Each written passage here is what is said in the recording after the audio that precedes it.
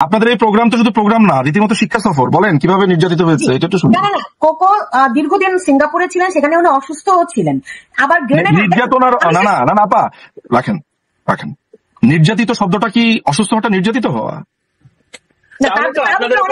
নির্যাতনই হচ্ছে না, আপনারা এত কথা বলেন। না আমি তো ওগুলো কিছুই বলিনি, আমি খালি বলেছি আমি সুলতানা না সাহেব ভাই, আমি শুধু বলেছি যে তিনি সিঙ্গাপুরে অসুস্থ হয়েছেন, সেটাকে আমরা নির্যাতন বলতে পারি কিনা। মানে কেউ যদি অসুস্থ হয় সেটা নির্যাতন। সিঙ্গাপুরে অসুস্থ হননি, তিনি বাংলাদেশে ছিলেন, বলছেন তো, আমি তো সেটা মারা গেছে একই কারণে। সুলতানা একটা জায়গায় অন্তত রাইট, সেটা হলো যে যে পরিস্থিতিতে মারা গিয়েছে সেটি কোনো সুস্থ অবস্থা বলে না, বলা চলে একেবারে বিনা চিকিৎসার মতো একটা। প্রকৌশলের বিরুদ্ধে মামলা দিয়েছে তো তত্ত্বাবধায়ক সরকার তখনকার।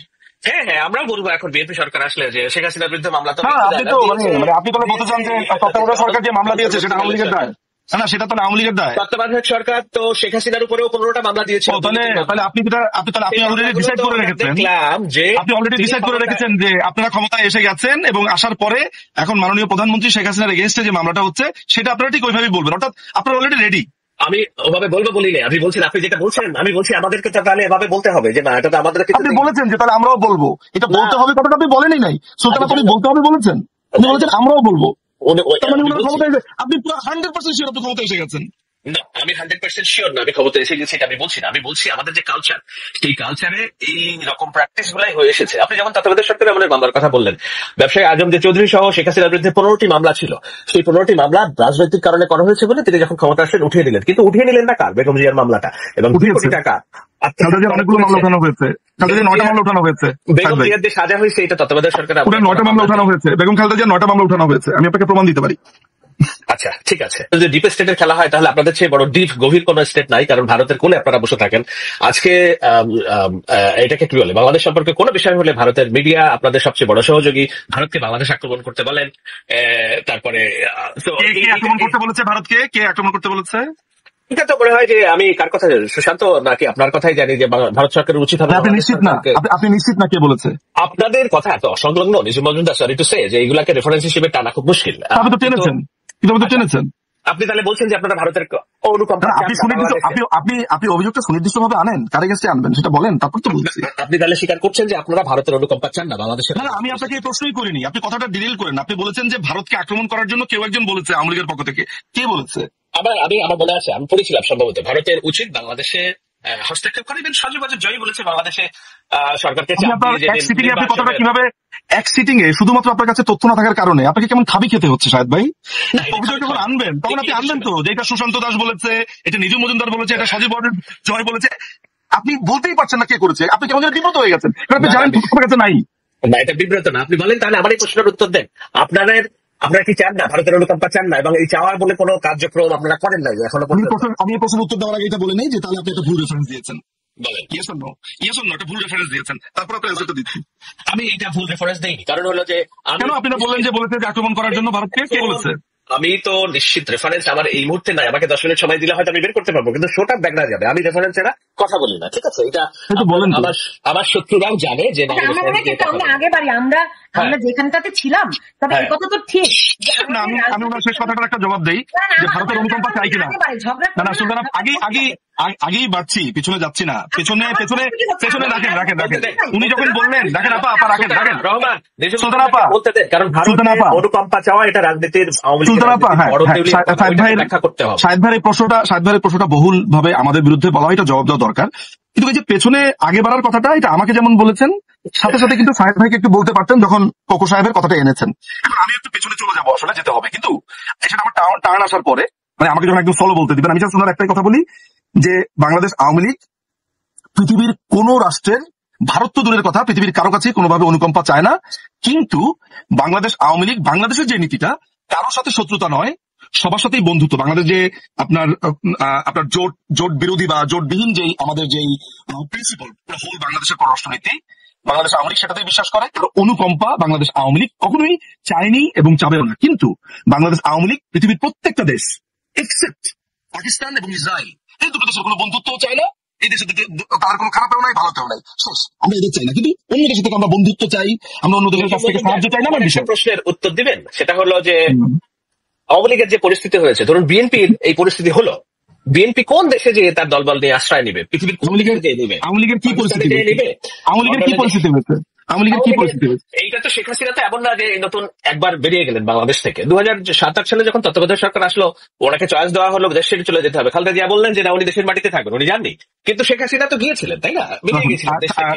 আপনার প্রধানমন্ত্রীকে যে না শাহেদ ভাই, মাননীয় প্রধানমন্ত্রীকে যে তৎকালীন বিরোধী দলীয় নেত্রী তখন ছিলেন, মানে যে সময়টা বলছেন তৎকালীন বিরোধী দলীয় নেত্রী ছিলেন, তো উনাকে যে চয়েস দেওয়া হয়েছে এই ব্যাপারে আপনার কাছে রেফারেন্স আছে? রেফারেন্সের কথা বলেন না। এটি রেফারেন্স না হলে শেখ হাসিনা কেন গিয়েছিলেন? তাহলে লন্ডনে চলে গিয়েছিলেন। মানে সোজা কথা হচ্ছে যে যেহেতু তিনি লন্ডনে গেছেন সেহেতু আপনি মনে করেন চয়েস দেওয়া হয়েছিল, এটাই রেফারেন্স। তিনি মানে চালাইয়া দেন। এইবারও ওনাকে, আপনারা যারা দূর থেকে কথা বলছেন, এটা আপনাদের জন্য নিশ্চয়ই শাহেদ ভাই আপনি জাম করছেন, আমার সাথে প্রশ্নটা জবাব দেন যে উনাকে যে চয়েস দেওয়া হয়েছে সেটা রেফারেন্সটা বলেন। মানে এটাই কি আপনার সেই রেফারেন্স যে উনি যেহেতু লন্ডনে গেছেন সেহেতু চয়েস নিয়ে গেছেন, এটাই আপনার কথা? আমরা কি ধরে নিব উনি এবার যেহেতু লন্ডনে গিয়েছেন? ধরে নিচ্ছেন আপনি, রেফারেন্স আপনি ধরে নিচ্ছেন। উনি এবার গিয়েছেন, কেন গিয়েছেন? আপনার রেফারেন্স হচ্ছে চালাইয়া দেন। না, এটা চালিয়ে দেওয়া না। নিজের মধ্যে আপনি আপনার রেফারেন্স কোথায়? আপনি তো বলবেন যে ক খ গ ঘ চ ছ ট ঠ বলেছে, এটা নাম বলবেন তো, একটা ডকুমেন্ট দেখাবেন তো। আপনি সেই সময় তো কোনো কিছু ডকুমেন্টেশন অনুযায়ী হয়নি। রেজিম মজুমদার কেন আপনি এই বিষয়ে বাস্তবতাটা অস্বীকার করছেন? আমি বাস্তবতা অস্বীকার করছি না তো ভাই। শাহেদ ভাই you know me very well. আমি একটা কথা বলি, ছেড়েছিল কিনা, আজকে পর্যন্ত দেশ ছেড়েছে কিনা? মাননীয় প্রধানমন্ত্রী, আপনি তাহলে আপনার জ্ঞাতার্থে আমি বলি, আপনার জ্ঞাতার্থে বলি, এক্ষুনি আমি আপনাকে দেখাতে পারবো এই প্রোগ্রামটা। আমি জাস্ট কথায় কথা বের করে ফেলবো আমাদের এই প্রোগ্রামের মধ্যে। সেটা হচ্ছে ওই ঘটনার সময় আমি নিজে উপস্থিত ছিলাম হিথ্রোতে। আমি নিজে মজুমদার উপস্থিত ছিলাম হিথ্রোতে। সেইখানে আমাদের আনোয়ারুজ্জামান চৌধুরী ছিলেন, রেজা আহমেদ ফয়সাল চৌধুরী, যাদের নাম মনে করতে পারি ওই সময়টাতে, আমাদের ছিলেন। শোনেন আমি বলি সেখানে সাংবাদিকদের সামনে, সেখানে আমি বলছি, আমি একজন সাক্ষী, একজন উইটনেস। আপনি একজন উইটনেসের কথা শোনেন। সেখানে আপনার ববি ভাই ছিলেন, সেখানে ছোট আপা ছিলেন, আমি এটা মনে করতে পারছি না, কিন্তু সেখানে যারা ছিলেন, সেখানে মাননীয় প্রধানমন্ত্রীকে প্রশ্ন করা হয়েছে, তিনি দেশে ফিরতে যখন চেয়েছেন তাকে ভোট করতে দেবে না। তিনি বলেছেন আমার দেশে আমি যাব, আমার দেশে আমি এখানে যাব, কেন আমাকে দেবে না? আমি অবশ্যই দেশে যাব। উনার টিকিট ক্যান্সেল করা, ভোট করতে দেওয়া হয়নি। এরপরে তিনি আবার টিকিট কিনে গিয়েছেন। আপনি কি বলছেন এটা? শোনেন আপনি ভাই, শোনেন, আপনি দুটো জিনিস হতে পারে। আপনি দেখেন যাওয়ার কোনো সুযোগ নাই। আমি কিন্তু পুরো দল সমেত তারা ভারতে আশ্রয় নিয়েছে। বিএনপির এই আপনি এটা একবার না, আপনি এটা 500 বার বলতে পারেন, কিন্তু প্লিজ বলার আগে এটা বলবেন আপনার ধারণা, তাহলে এটা কিন্তু তর্কই করবো। কারণ আপনার ধারণা হতে পারে, কিন্তু আপনি যখন বলছেন যে একদম দায়িত্ব নিয়ে বলছেন এটা করা হয়েছে, আমাকে জানতে হবে রেফারেন্সটা কি।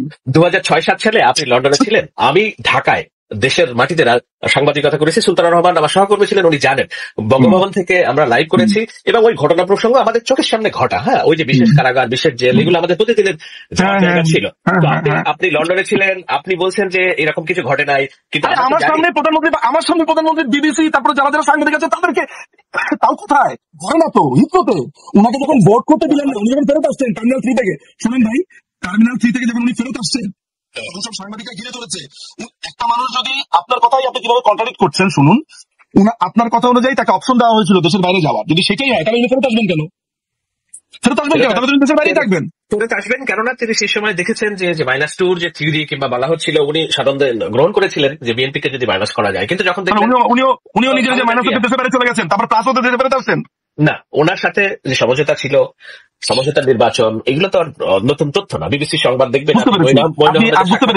আপনি একটারও রেফারেন্স দেখাতে পারছেন না। আমার একদম সহজ প্রশ্ন যে আপনি দাবি করেছেন সেই সময় তিনি তাকে দুটো অপশন দেওয়া হয়েছিল। যখনই কেউ বলছে যে তাকে দুটো অপশন দেওয়া হয়েছিল, তার ট্যাসিট বা মৌন মিনিং হচ্ছে যে এই তথ্যটা আপনি জানেন কে করেছে। আমি যখন আপনাকে জিজ্ঞেস করেছি তখন বলেছেন যে এটাই বাস্তবতা, আমি তখন সাংবাদিকতা করেছি, সুলতান আপা আমাকে চেনেন, 2009 সালে আমি অমুক জেলে গিয়েছি, তমুক জেলে। ফাইন, আপনি একজন প্রকৃতদর্শী সাংবাদিক ছিলেন, ভালো বলেন, সেগুলো নিয়ে আমাদের কারো কোনো সন্দেহ নেই। আমি অ্যাপ্রিসিয়েট করি আপনার ভালো সাংবাদিকতা এবং আমি আপনাকে চিনিও ব্যক্তিগতভাবে, কিন্তু সেগুলো আসলে প্রশ্ন নয়। প্রশ্নের জায়গাটা হচ্ছে যে আপনি যে তথ্যটা দিচ্ছেন সেই তথ্যটা ম্যাচ করতে হবে। এবং সবচেয়ে বড় ব্যাপার হচ্ছে যে আপনি যে কথা বলছেন এটা তো সিরিয়াস একটা ব্যাপার যে একজন মানুষকে, সেটা যদি বেগম খালেদা জিয়াও হতেন, আমি আপনাকে জিজ্ঞেস করতাম যে বেগম খালেদা জিয়া কেন তার দেশে ফিরতে পারবেন না, তাকে